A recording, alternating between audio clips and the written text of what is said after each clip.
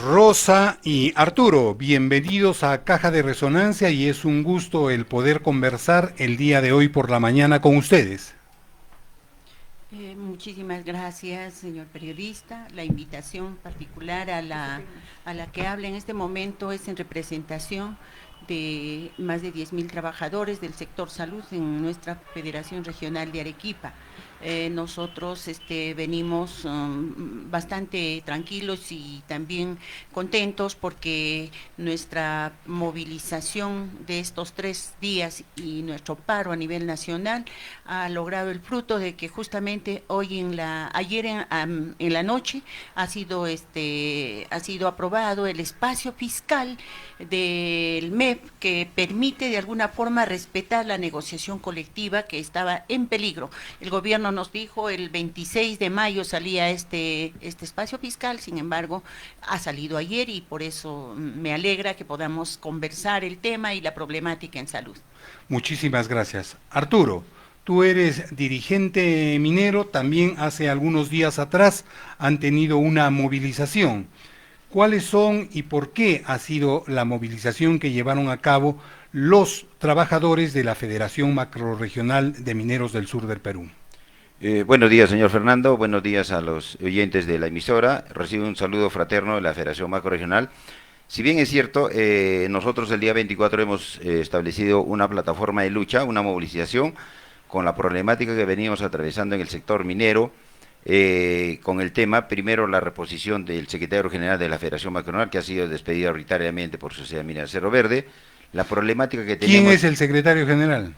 quien les habla, O quien les sea habla. que la patronal lo ha despedido siendo aún secretario general de una federación macrorregional. Sí, incumpliendo el fuero sindical del cual estamos amparados los dirigentes, todos los dirigentes amparados en el fuero sindical. Y adicional tenemos la problemática, ¿no? 7 puntos que son la negociación colectiva que las empresas no lo están cumpliendo, están haciendo con el sindicato minoritario. Tenemos el tema de la problemática con los procesos laborales, las demandas que se interponen ante el Poder Judicial que vienen saliendo infundadas en algunos casos, no sabemos por qué razón, según por criterio del juez. Tenemos la ley de la 26790, el no cumplimiento del pago del SCTR, ¿Qué es que el CTCR? es el seguro complementario de trabajo de riesgo al cual las empresas están obligadas a pagar cuando hay un accidente de trabajo dentro de las instalaciones. Un caso ejemplo nomás tenemos el de San Juan de Churunga, que el compañero se ha accidentado, ha ido a la clínica 2 días, sabiendo que estaba mal, lo han derivado a su casa con descanso médico, y el SCTR no le cubre. ¿Se da usted cuenta? Tenemos por los procesos sancionadores de Sunafil, que si bien es cierto, tiene un límite, pero muchas veces las empresas buscan, cuando son sancionados por una falta grave, buscan anular esos pagos, ¿no? Lo llevan a un administrativo contencioso. Tenemos la aplicación de las suspensiones perfectas con la excusa de los exámenes médicos que están siendo sometidos los trabajadores. Que bueno, es establecido, pero se están agarrando de ese mecanismo para aplicar las suspensiones perfectas.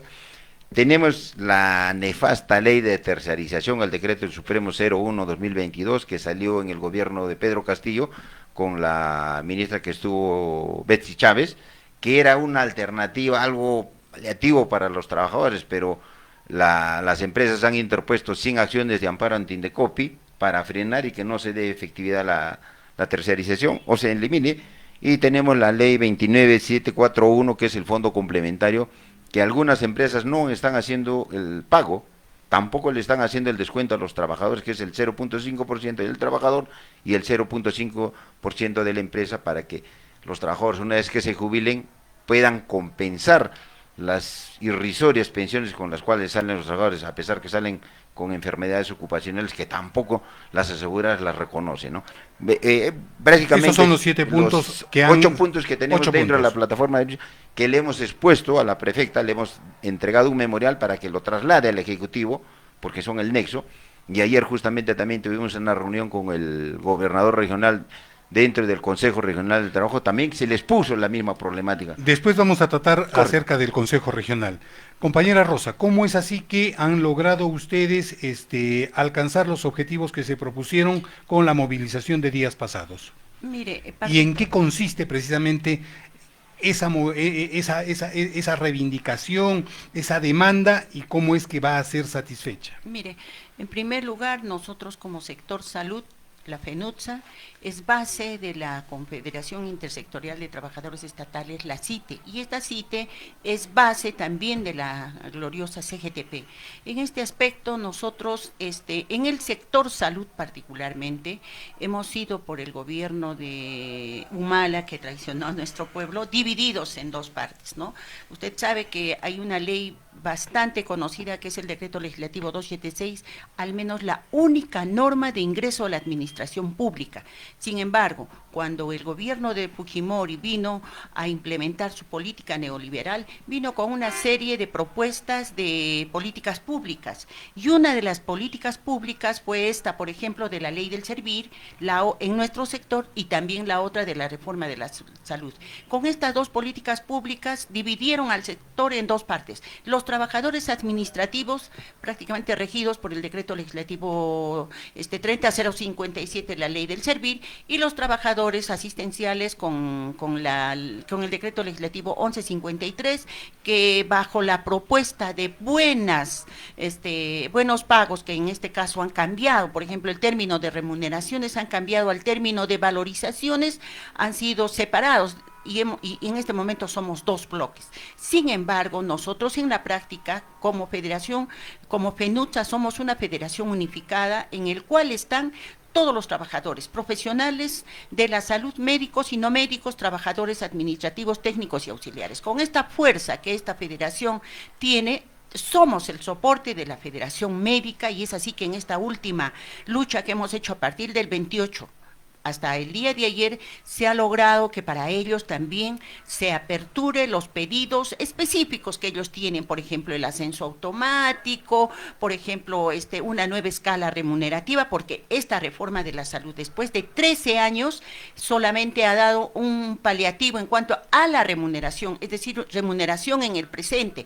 Sin embargo, estos nuestros compañeros de trabajo se han dado cuenta que para el futuro no hay, por ejemplo, una buena pensión, no hay una buena CTS, porque cuando ellos entraron en el 2013 a esta reforma de la salud, han perdido derechos como que los que nosotros estamos proponiendo a través de una ley, de que todos los ingresos que uno tiene hasta el fin de su servicio y por los años que está, sean considerados como parte de la CTS y también como parte de cálculo para la pensión. Sin embargo, para ellos, hasta el 2013 para atrás, les calculan con un promedio mínimo para lo que es su CTS, y para adelante es mínimo para la gente que tiene, por decir, un promedio de 30 a 40 años. Entonces, en esta situación hemos emprendido la lucha juntos y hemos logrado que a través de lo que es nuestra central máxima, la CGTP, que con quienes hemos luchado en el tiempo para que esta negociación colectiva se dé como ley,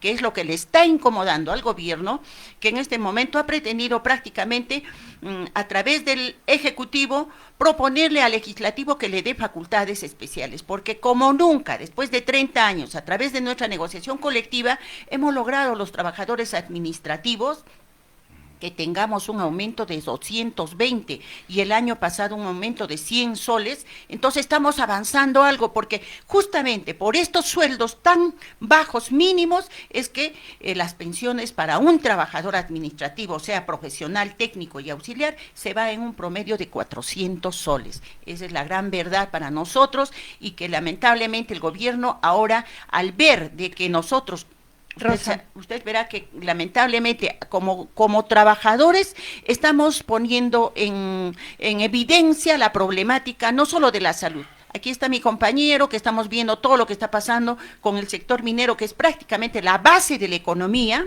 y para qué, inclusive en nuestra ciudad, es la región que ha recibido la mayor cantidad del canon minero. Sin embargo, vemos en la práctica qué está pasando. La salud en este momento es un desastre. En este momento en el Hospital Honorio Delgado solo tenemos la alimentación para los pacientes y para el médico hasta junio. Vamos por partes, digamos, porque tenemos un poquito de tiempo todavía.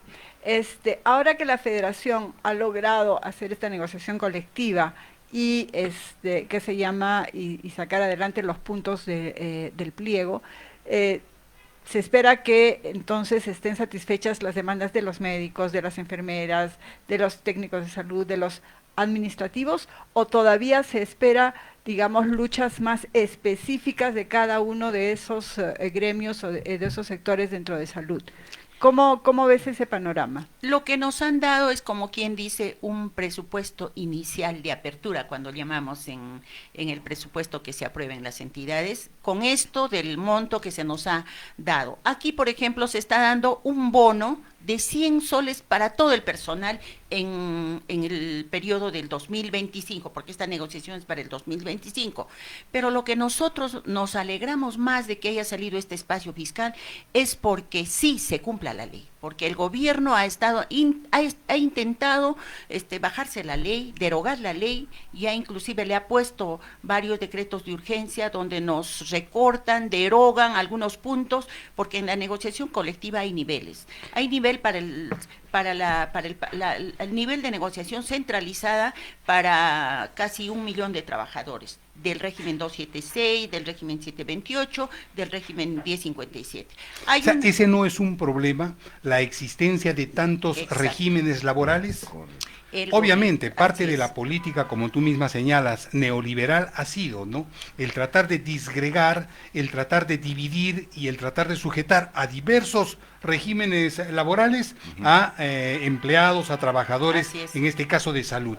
¿Qué perspectiva habría en cuanto a una demanda de reunificación de regímenes laborales? Nosotros estamos pidiendo particularmente la derogación de la ley del servir, de la ley 30057, que ya ha pasado con una absoluta mayoría en la Comisión de Trabajo. Sin embargo, nosotros sabemos, como política pública y como está funcionando Ejecutivo con Legislativo, en el Pleno va a rebotar esta ley. Otra cosa que tú decías, Rosa, es ya no nos dan remuneraciones, ahora nos dan valorizaciones. ¿Qué significa eso? Eso es justamente la política pública de la reforma de la salud, porque para el sector médico y no médico que trabajan en los hospitales, han inventado el término de remuneración igual a valorización. ¿Ya? ¿Y qué es la valorización? Entonces, la valorización, ¿en qué se diferencia de la remuneración? ¿Cuál es la ventaja o las desventajas? La ventaja que ellos le han, como se puede decir, le han sacado a este tema es de poder pagarles más. ¿Ya? Ellos ya son, como se dice, carreras especiales, es lo que le han puesto ese nombre membrete, y por allí pueden cambiar. Y han hecho que esto se cuantifique, pero solo para un tiempo. O sea, esta política que se dio el 2013, ahora estamos 24, son 11 años, y ahora que ya terminó la proyección de aquella valorización que ellos hicieron para 11 años, porque pensaron que en estos 11 años no solo era el tema del incremento digamos, ¿no?, de los ingresos, sino iba acompañado con una política de infraestructura, equipamiento y cierre de brechas del recurso humano. Sin embargo, esto se ha paralizado porque solo Arequipa, por un ejemplo, hemos logrado 3 o 4 establecimientos estratégicos que están ahí, el hospital Maritza Campos, que se está concluyendo, en Islay hay 2 hospitales, el hospital de Camaná, Chala, Cotahuasi.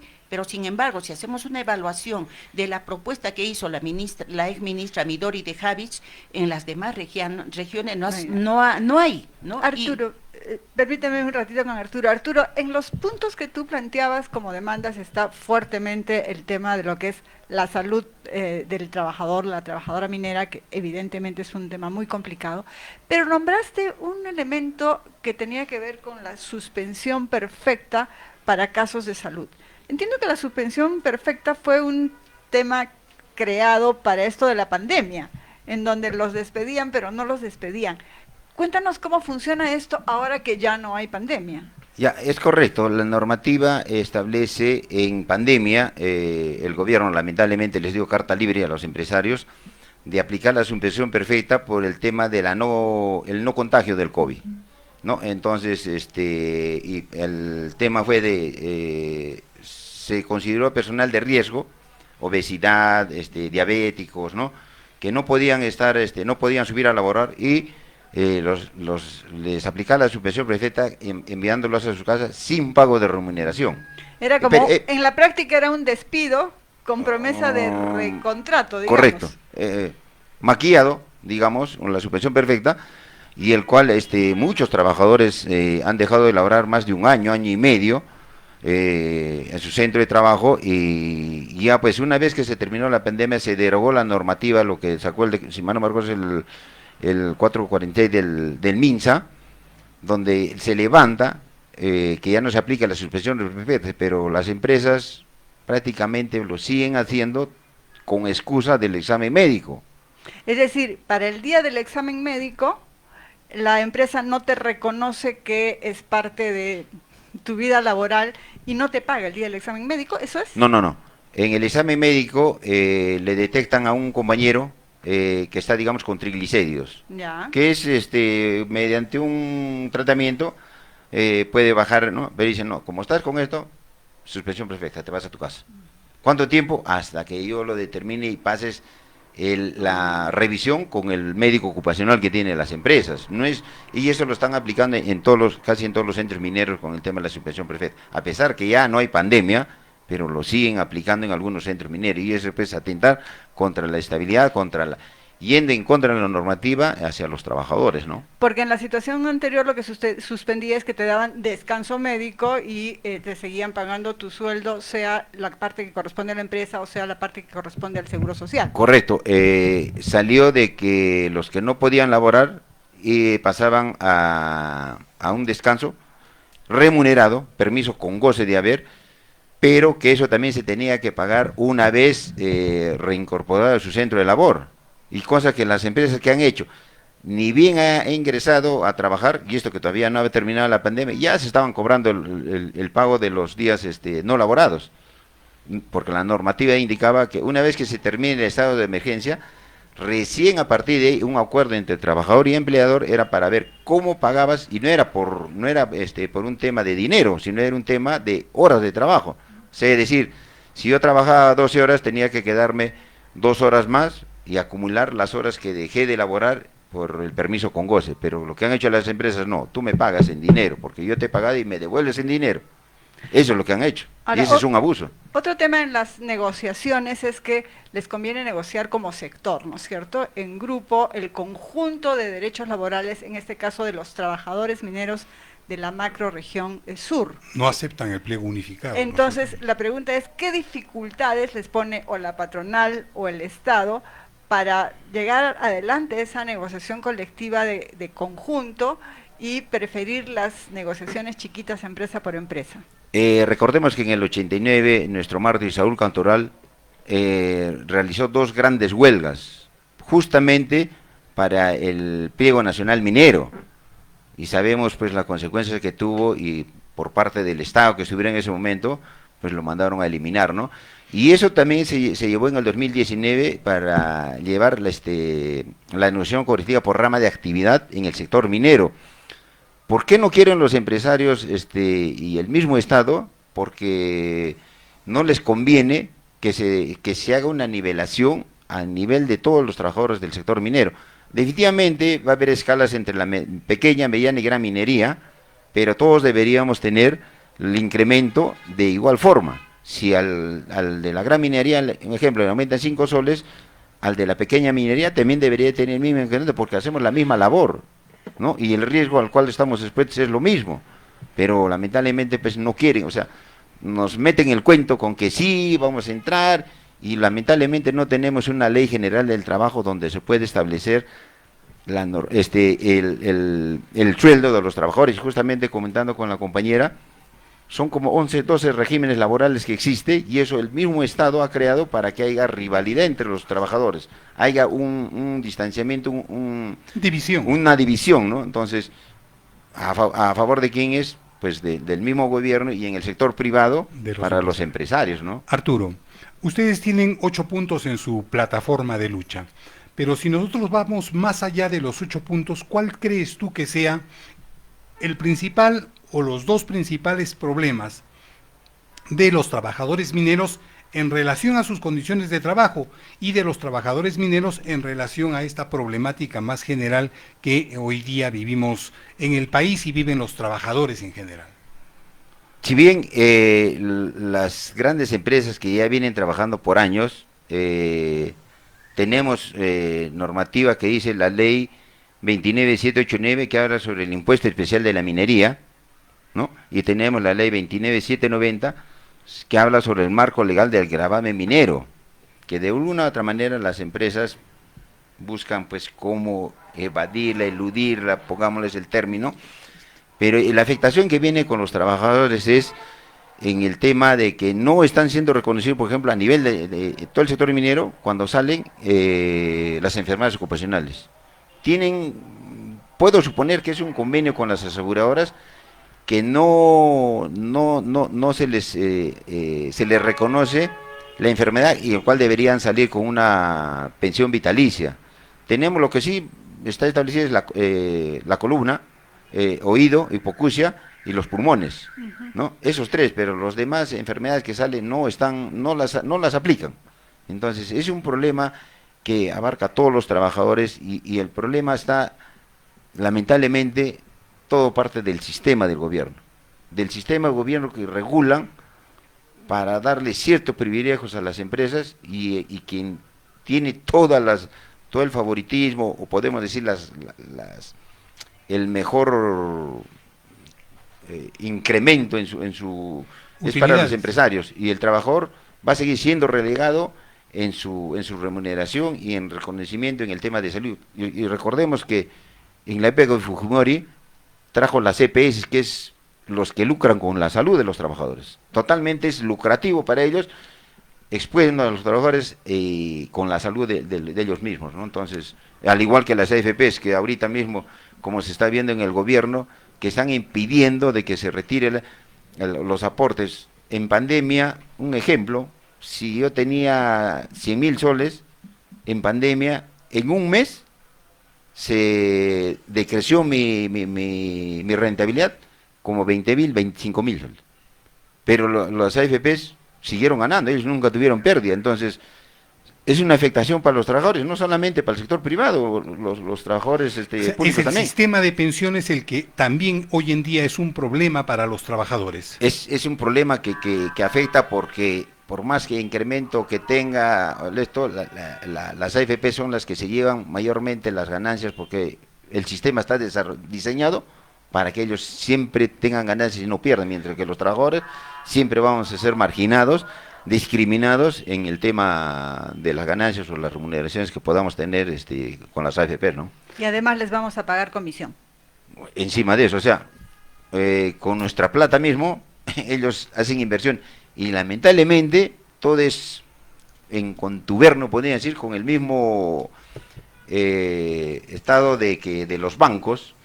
Se prestan a ¿cuánto? A 1% para que ellos inviertan y estén manejando el dinero. Entre ellos nomás rotan. ¿Se da usted cuenta? Arturo, y más allá de las reivindicaciones, ¿cómo es que tú ves la evolución de la organización de los trabajadores mineros? Tú manifestabas esta problemática en cuanto a las propias empresas a veces propician la creación de sindicatos que son muy afines a los empresarios para con ellos negociar y luego no negociar con los sindicatos que podrían tener algún nivel de discrepancia, enfrentamiento, lucha respecto a reivindicaciones laborales. ¿Cómo está la organización de los trabajadores mineros?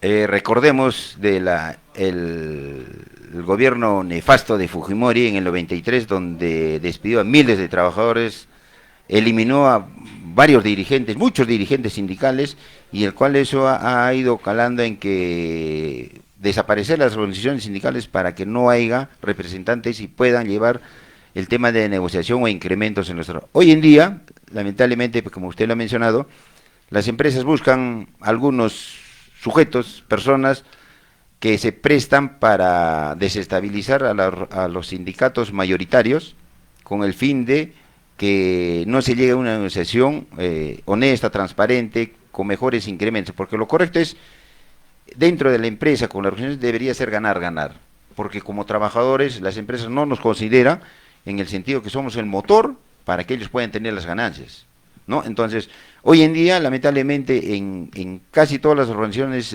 o los centros mineros hay más de 2 organizaciones sindicales, algunas patronales, que están pegadas, Propatronal. propatronales que están ligadas a los empresarios, bueno, por algunos intereses que puedan tener, ¿no? Entonces, eso es lo que debilita, entonces, nosotros en esta plataforma de lucha hemos hecho un consenso, las 11 organizaciones que están afiliadas, de dejar eso, digamos, esos distanciamientos y unificarnos, y ese es uno de los motivos al cual nos ha llevado a esta paralización, y estamos transmitiendo todo esto a nivel nacional, conjuntamente, porque también soy parte de la Federación Nacional Minera, y estamos buscando los nexos para hacer un consenso y unificar las organizaciones para buscar el bien común con los trabajadores mineros, ¿no? Y conjuntamente, perdón, solamente con los sindicatos agroindustriales de acá de Arequipa también, porque la normativa establece para todos los trabajadores, porque ellos también son del sector privado, entonces, así sean pequeños, les afecta a los trabajadores, entonces estamos en un consenso con ellos, en una conversación, y acá no es que queramos hacer paralelismo con la FDTA o con otras federaciones, no, es buscar el nexo y concientizar de que realmente nosotros tenemos que estar preparados como dirigentes y como trabajadores, cuáles son nuestros derechos y a cuál tenemos que buscar de que sea un incremento socioeconómico en salud para nuestras familias, porque si bien lo dijo la compañera, el sector minero es el que aporta el 2.6% del PBI al Estado, y no somos reconocidos. Rosa, y desde tu perspectiva, ¿cuál crees tú que sean los principales problemas organizativos dentro del sector salud, dentro de los trabajadores de salud, o es que la cosa funciona y es por eso que han podido obtener el éxito que han obtenido en sus últimas demandas? No, el problema en salud subsiste porque, como lo ha dicho mi compañero, estamos enfrentados siempre dos sectores, ¿no? O sea, dos partes dentro de la entidad. Dentro de los trabajadores. Dentro de los trabajadores. Hay un grupo que, pues, definitivamente, por ser el sector de educación, no dejamos de reconocer que allí funciona, pues, el binomio médico-paciente, ¿no? Y entonces, a eso es que ha jugado el gobierno y ha dividido, ¿no? Nosotros, yo en mi calidad de economista, soy magíster en gestión pública, inclusive, somos el sector simplemente denominado dentro del sector órganos de apoyo. Así lo está estructurando el MINSA, ¿no? Y seguimos dependiendo también del MINSA, a pesar de que se han dado los procesos de regionalización. La parte de los administrativos pertenecemos al gobierno regional, pero la parte de los asistenciales pertenecen directamente del MINSA, del Ministerio de Salud. Entonces ahí, inclusive, como le digo, la estructura de las remuneraciones, y en el otro lado que se llame valorizaciones, manejan mejor los del MINSA, ¿no? Entonces aquí nos vemos enfrentados en el tema de ingresos dentro de la entidad, mientras que un trabajador de salud, médico o no médico y técnico, tiene un mínimo de valorización de 5.000 soles. Los trabajadores administrativos del decreto legislativo 276-1057, que hacemos las funciones administrativas, tenemos un ingreso de 800, 900 soles. Y por eso que para nosotros, al haber logrado esta negociación colectiva con ley y que el MEF le ha ido poniendo los lineamientos por un lado, las directivas por otro lado, ha venido, como se dice, parametrando cuánto nos aumentamos, ¿no? Y esto jala a nuestra pensión. Entonces, ese es un problema primero de tipo remunerativo, y el otro problema es como que salud es paralelo a todos los demás sectores. El sector salud que maneja la salud pública está abandonada. Está abandonada. Si ustedes van como periodistas tan solo a los dos hospitales grandes que tenemos aquí en este momento, el Hospital Honorio y el Hospital Goyeneche, van a ver ustedes la carencia, primero, de infraestructura, segundo, de equipamiento, y tercero, de atención al paciente, ¿no? En ese sentido, ustedes como trabajadores y trabajadoras de salud, ¿tienen algún modelo alternativo? ¿Tienen propuestas acerca de cómo debe ser el cuidado de la salud aquí en el país o en la región? Le hemos dicho al MINSA que todo lo que tiene él en normatividad es perfecto, ¿no? Pero tiene que implementar el tema de calidad, que lamentablemente se ha quitado el derecho porque aquí hay, pues, como dicen, grandes intereses, ¿no? Por ejemplo, le digo simplemente, aquí consideran, por decir, al trabajador por la entrada a salud es por la portería.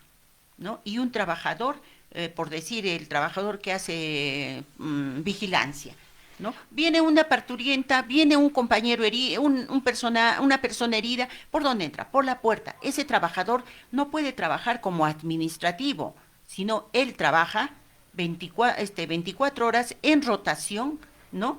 Y ese trabajador, por ejemplo, es automáticamente un trabajador asistencial. Sin embargo, le dicen, tú eres administrativo y tú no tienes derecho a nombramiento, ¿no? Y entonces ahí se cunde el enfrentamiento de la parte más débil que es en el sector salud, los trabajadores técnicos y auxiliares, y que los han colocado dentro de una norma que, como dice mi compañero, el gobierno de Fujimori inventó, continuó, y el gobierno del APRA, lamentablemente, implementó mejor eso y trajo la ley de la 1057 para nosotros en el sector público, y son los contratos. Desde su punto de vista, ¿es posible universal el seguro integral de salud, el SIS? ¿Se Bueno, puede universalizar, sí, no? Sí, yo creo que sí está en ese camino, tal es que todos los ingresos, casi en su mayoría que tienen los hospitales públicos, son las personas que están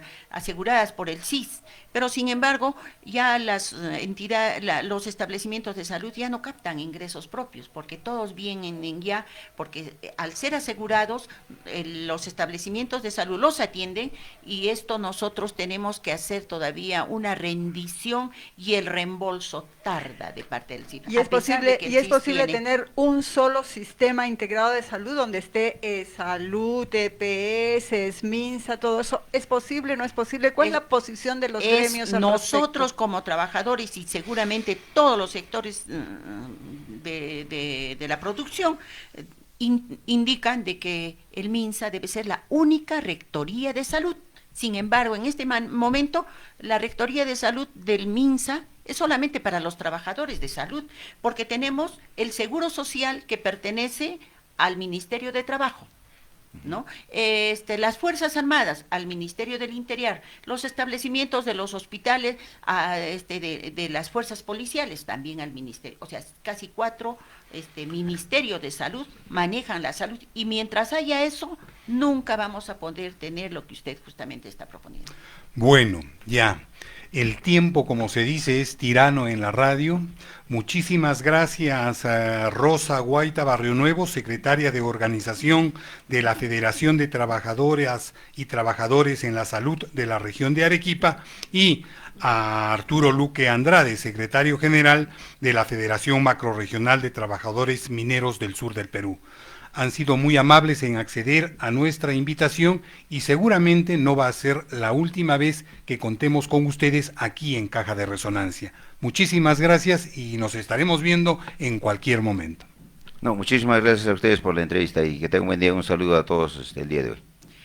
También agradecerle por este espacio que nos ha brindado, porque de alguna forma también en este espacio estamos coincidiendo en nuestras opiniones con los compañeros mineros, y creo que los trabajadores en este momento, en esta efervescencia que está de luchar por sus derechos, y también como se puede decir, la indignación que nos causa lo que está pasando en los 3 poderes del Estado, es que nos permite estar juntos, y tenemos que llegar a un buen final, que es armar una buena plataforma tanto del sector privado como del sector público. Muchísimas gracias.